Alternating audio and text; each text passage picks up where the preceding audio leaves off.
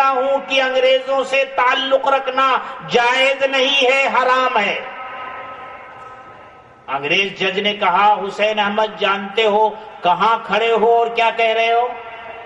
حضرت شیخ الاسلام نے فرمایا ہاں جانتا ہوں، کفن ساتھ لایا ہوں، اس سے زیادہ تم میرا کیا بگاڑ سکتے ہو؟ حضرت شیخ الاسلام کا یہ کہنا تھا کہ مولانا محمد علی جوہر کھڑے ہوئے اور انہوں نے کہا حسین احمد یہ تمہارا ہی مقام ہے، اللہ نے یہ جرأت و بے باکی تمہیں ہی عطا فرمائی ہے اور یہ تم ہی کہہ سکتے ہو۔ اسی شیخ الاسلام کے فرزند اور ان کے سچے جانشین حضرت مولانا ارشد مدنی دامت برکاتہم آج ہمارے درمیان تشریف لائے۔ اگر آپ اخبارات پڑھتے ہوں اور اخبارات میں حضرت کے بیانات سنتے ہوں تو آپ واقف ہوں گے کہ حضرت کس انداز میں گفتگو فرماتے ہیں اور ملت کی رہنمائی کس انداز میں کرتے ہیں اور فرقہ پرستی کے خلاف کس طرح سینہ سپر ہو کر کے لڑائی لڑ رہے ہیں۔ ہمارے اپنوں میں سے جب کچھ لوگ یہ کہتے ہیں کہ مودی کے بارے میں مسلمانوں کا رویہ نرم ہو گیا ہے اور مسلمان اس سے قریب ہو رہا ہے، تو ہمارے حضرت نے دو ٹوک انداز میں یہ فرمایا کہ یہ تو ہو ہی نہیں سکتا، جو انسانیت کا قاتل ہو، جس کی سرپرستی میں قتل عام ہوا اور جس کے اشارے پر اور جس کے حکم سے مسلمان ماؤں کے پیٹ چاٹ کر کے بچے نکال کر زمین پر پٹخ پٹخ کر انہیں مارا ہو، مسلمان ایسے مظالم کو بھول جائے، یہ ممکن ہی نہیں ہے۔ پورے ملک میں گھوم گھوم کر یہ کہہ رہے ہیں کہ اس ملک کا سب سے بڑا مسئلہ فرقہ پرستی ہے، فرقہ پرستی ہی نے اس ملک کو بانٹا تھا اور سرحدی لکیریں کھینچی تھی۔ فرقہ پرستوں کو اگر لگام نہیں دی گئی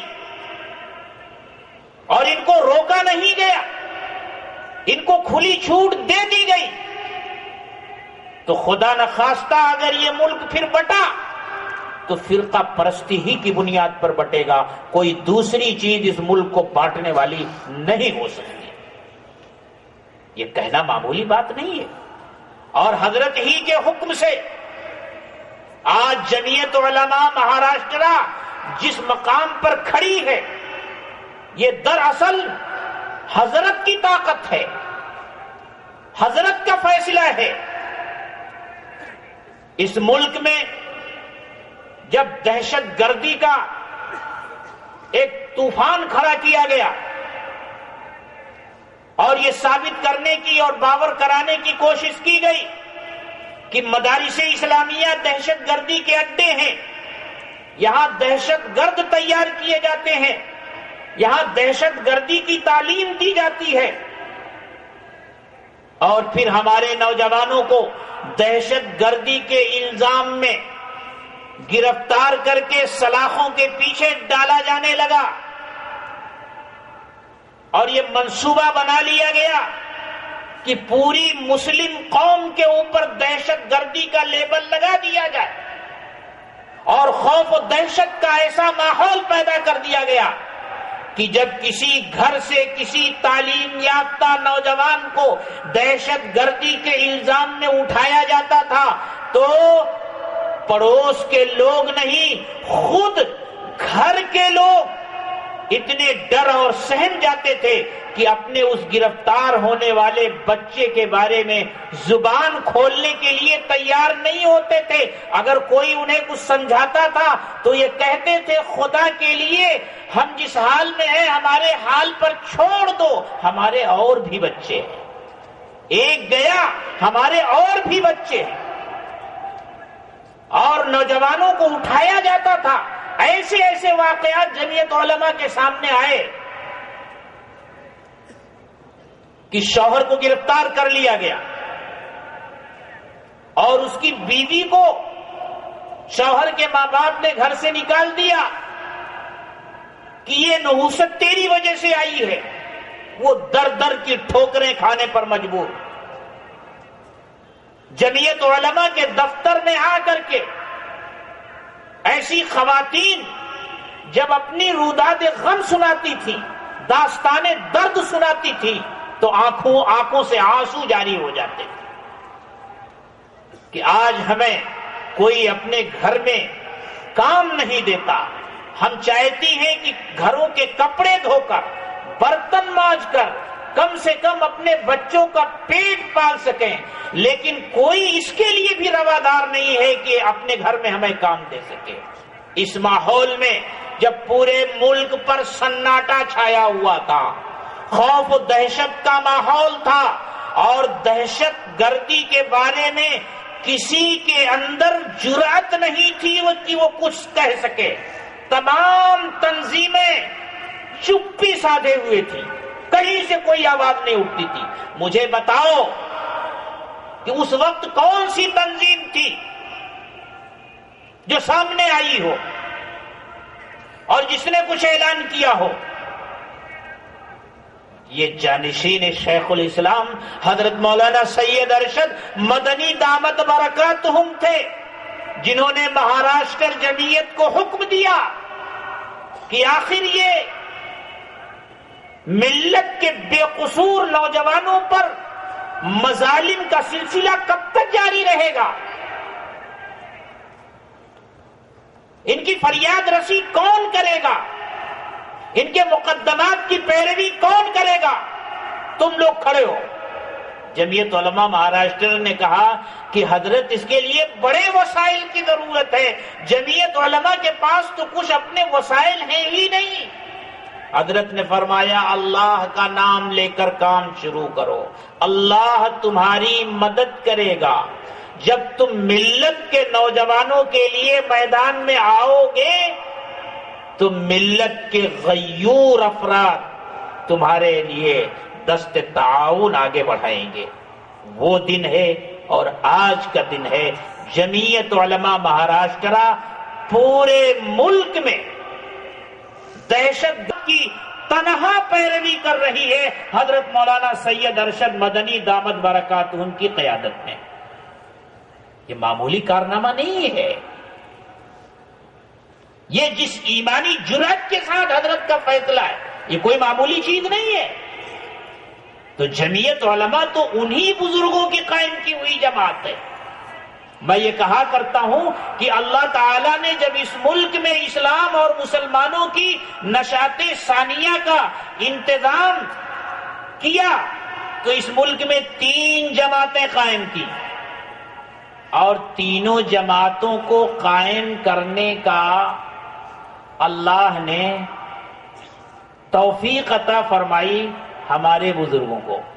3 جماعتیں کون ہیں؟ مدارس اسلامیہ نمبر 1، نمبر 2 دعوت و تبلیغ کی محنت، اور نمبر 3 جمعیت علماء۔ اور یہ تینوں کا ایک دوسرے کے معاون ہیں،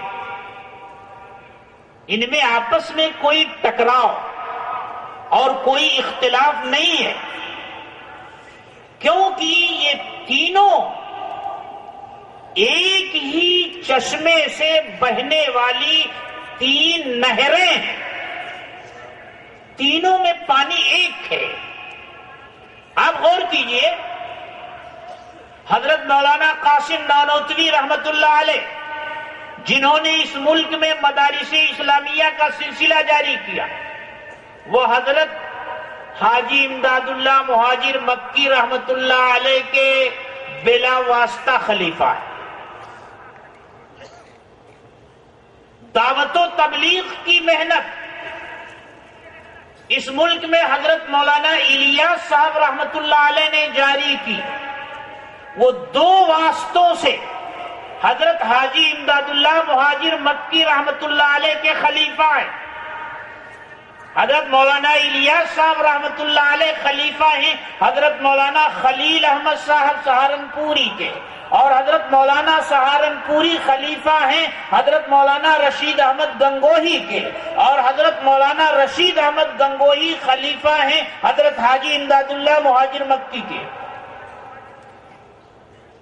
اور جمعیت علماء کو جس نے قائم کیا وہ ایک واسطے سے حضرت حاجی صاحب کے خلیفہ ہیں، حضرت مولانا محمود حسن دیوبندی جو اس جماعت کے فکری بانی ہیں، وہ خلیفہ ہیں حضرت مولانا رشید احمد گنگوہی کے، اور حضرت مولانا رشید احمد گنگوہی خلیفہ ہیں حضرت حاجی امداد اللہ مہاجر مکی رحمت اللہ علیہ۔ تو تینوں کا تعلق حضرت حاجی امداد اللہ مہاجر مکی تک پہنچتا ہے۔ اور اس ملک میں مسلمانوں کو اسلام پر باقی رکھنے کے لیے تینوں کی ضرورت ہے۔ اسلام اپنی اصل شکل و صورت میں باقی رہے، اسلامی تعلیمات باقی رہیں، اس کے لیے مدارس اسلامیہ ضروری ہیں۔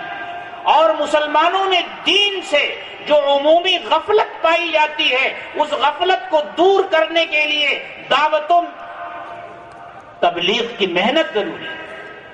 اور مسلمانوں کے جو ملی مسائل، ان ملی مسائل کو حل کرنے کے لیے ایک پلیٹ فارم کی اور ضرورت تھی، اور وہ پلیٹ فارم جمعیت علماء ہے۔ اس لیے میرے دوستو، اس ملک میں ان تینوں کا باقی رہنا، فروغ پانا اور ان تینوں کو مستحکم کرنا ہماری ضرورت ہے اور ہمارا ملی فریضہ ہے۔ مدارس والوں کو جمعیت اور دعوت و تبلیغ سے غافل نہیں رہنا چاہیے، اور دعوت و تبلیغ والوں کو مدارس سے اور جمعیت سے غافل نہیں رہنا چاہیے، اور جمعیت والوں کو مدارس سے اور دعوتوں پر ہے۔ اور اسی سلسلے کی ایک بات اور میں کہا کرتا ہوں، اسے تو لوگ ڈر کر کہتے ہیں لیکن میں ڈر کر نہیں کہتا، پوری جرأت کے ساتھ کہنے کی کوشش کرتا ہوں اور کہتا ہوں، اور دعوت دیتا ہوں کہ آپ اس پر غور کیجئے۔ میں کہتا ہوں ان تینوں میں اصل مدارس اسلامیہ، جمعیت علماء، دعوت و تبلیغ اور مدارس اسلامیہ میں اصل مدارس اسلامیہ ہے۔ مدارس اسلامیہ اگر اس ملک میں باقی نہ رہے تو کچھ بھی نہیں رہ جائے، سب ختم ہو جائے گا۔ آپ غور کیجئے، مدارس اسلامیہ ہی ان افراد کو تیار کرتے ہیں جو اس ملک میں جماعتوں اور تنظیموں کی قیادت کرتے ہیں۔ مجھے بتایا جائے جمعیت علماء کے قائم کرنے والے ہمارے اکابر کہاں سے آئے تھے؟ شیخ الہند کہاں سے آئے تھے؟ مفتی کفایت اللہ کہاں سے آئے تھے؟ حفظ الرحمان سیوہاروی کہاں سے نکلے تھے؟ شیخ الاسلام کہاں سے آئے تھے؟ اور آج کے ہمارے موجودہ قائد کہاں سے آئے؟ یہ سب مدارس اسلامیہ کے پروردہ ہیں۔ مدارس اسلامیہ نے انہیں اس لائق بنایا ہے کہ یہ ملک کی نہیں پورے عالم کی قیادت کرنے کی صلاحیت رکھتے ہیں۔ اور پھر آگے بڑھ کر میں صرف جمعیت پر اکتفا نہیں کرتا، مجھے یہ بتایا جائے کہ حضرت مولانا الیاس صاحب رحمت اللہ علیہ جنہوں نے دعوت و تبلیغ کی محنت جاری کی، وہ کہاں سے آئے تھے؟ حضرت مولانا یوسف کاندھلوی رحمت اللہ علیہ کہاں سے آئے تھے؟ مولانا انعام صاحب کہاں سے آئے تھے؟ اور آج جو قائد ہیں، جو رہبر ہیں، مرکز میں بیٹھے ہوئے ہیں، مولانا سعد صاحب، مولانا زبیر صاحب، یہ کہاں سے آئے ہیں؟ یہ سب مدرسے کی ہی تربیت یافتہ ہے۔ یہ مدرسے کا فیض ہے جو ان بزرگوں کی شکل میں جاری ہے۔ مدرسے کا فیض کبھی قاسم نانوتوی کی شکل میں جاری ہوا، کبھی رشید احمد گنگوہی کی شکل میں جاری ہوا، کبھی شیخ الہند کی شکل میں جاری ہوا، کبھی کفایت اللہ کی شکل میں جاری ہوا، کبھی شیخ الاسلام کی شکل میں جاری ہوا، اور کبھی ارشد مدنی کی شکل میں جاری ہوا۔ اور مدارس ہی کا فیض حضرت مولانا الیاس صاحب کی شکل میں جاری ہوا، مولانا یوسف کی شکل میں جاری ہوا، اور مولانا انعام کی شکل میں جاری ہوا، مولانا زبیر اور مولانا سعد کی شکل میں جاری ہے۔ میرے دوستو، ذہنوں میں جو تنگی ہے اس تنگی کو دور کرو، ذہنوں میں جو اگر غلط فہمی ہے تو غلط فہمی کو دور کرو۔ یہ تینوں ہمارے بزرگوں کی ہمارے پاس امانت ہے۔ یہی وجہ ہے کہ جب حضرت مولانا الیاس صاحب رحمت اللہ علیہ نے بنگلہ والی مسجد میں دعوت و تبلیغ کا کام شروع کیا تھا تو صرف دعوت و تبلیغ کا کام ہی نہیں شروع کیا تھا، خانقاہ بھی قائم کی تھی اور مدرسہ بھی قائم کیا تھا، تینوں کام شروع کیا تھا۔ اور یہی تینوں کام مسجد نبوی میں کیے جانے والے کام ہیں، اور یہی تین کام ہیں جن کے لیے رسول اللہ صلی اللہ علیہ وسلم کی بعثت ہوئی تھی۔ هو الذی بعث فی الامیین رسولا منہم یتلو علیہم آیاتہ ویزکیہم ویعلمہم الکتاب والحکمہ۔ رسول اس دنیا میں آتا ہے کس لیے؟ تاکہ تلاوت آیات کرے، کتاب و حکمت کی تعلیم دے اور نفوس کا تزکیہ کرے۔ یہ تلاوت آیات اور تعلیم کتاب و حکمت کہاں ہوتا ہے؟ مدارس میں ہوتا ہے۔ تزکیہ نفوس کہاں ہوتا ہے؟ خانقاہوں میں ہوتا ہے۔ اور اسی کام کے لیے دعوت کی محنت جاری ہوئی۔ تو میرے دوستو، یہ کام ہے بنیادی ہمارے، اور یہ تین محنتیں اللہ نے ہمیں عطا فرمائی ہیں۔ ہمیں اپنے آپ کو ان تینوں محنتوں کے ساتھ جوڑنا ہے اور اپنے آپ کو ان تینوں محنتوں میں لگانا ہے۔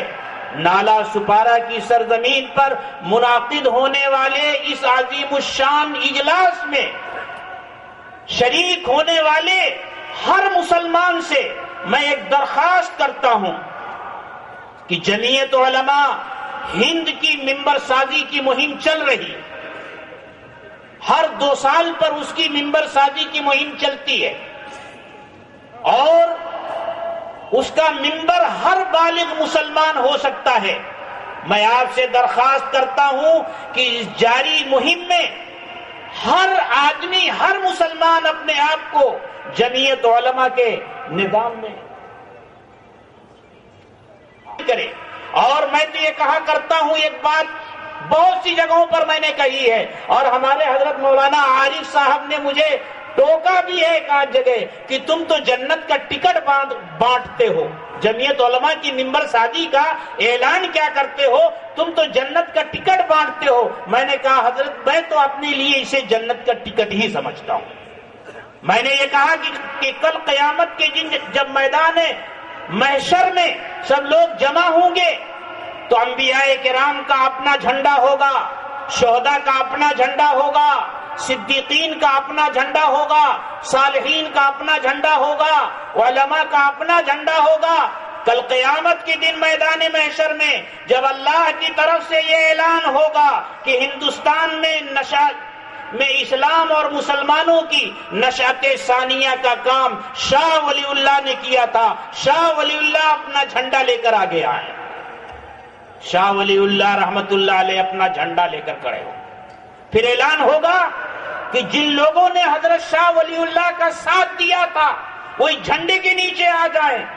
پھر شاہ عبدالعزیز کھڑے ہوں گے، حضرت شاہ ولی اللہ کی اولاد اور ان کے احفاد کھڑے ہوں گے، حضرت سید احمد شہید بریلوی اپنے شہداء کا قافلہ لے کر اس میں شریک ہوں گے، علماء صادق پور آئیں گے، اور جنگ آزادی میں حصہ لینے والے تمام علماء ایک ایک کر کے شہید ہونے والے حضرت شاہ ولی اللہ کی جھنڈے کے نیچے آئیں گے۔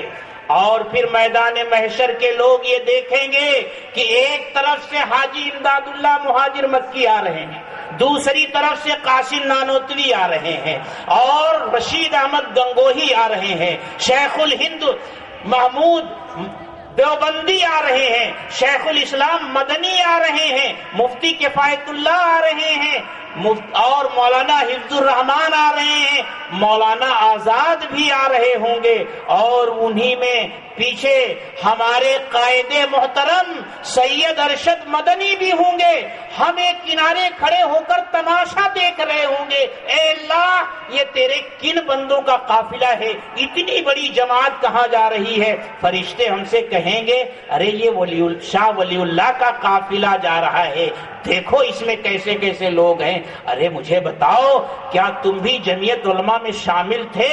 2 روپے کے ممبر بنے تھے؟ ہم کہیں گے ہاں ہاں 2 روپے کے ممبر تو ہم بھی بنے تھے۔ تو کہا جائے گا تم بھی شامل ہو جاؤ، اللہ کی رحمت بہت وسیع ہے، تمہیں بھی محروم نہیں کیا جائے گا۔ ہم تو اس ارادے سے جمعیت علماء میں شامل ہوئے ہیں، اور آپ تمام حضرات سے یہ درخواست کرتے ہیں کہ اس ارادے کے ساتھ جمعیت علماء میں شمولیت اختیار کیجئے کہ انشاءاللہ جمعیت علماء کی شمولیت ہمارے لیے نجات کا ذریعہ بنے گی۔ وآخر دعوانا ان الحمدللہ رب العالمین۔ حضرات گرامی، صدر محترم مہمان خصوصی جانشین شیخ الاسلام ہمارے درمیان حاضر ہونے والے ہیں۔ حضرت والا کی حاضری سے پیشتر اور آپ کی تقریر دل پذیر سے پیشتر میں چاہوں گا کہ جمعیت علماء ہند کا جو ترانہ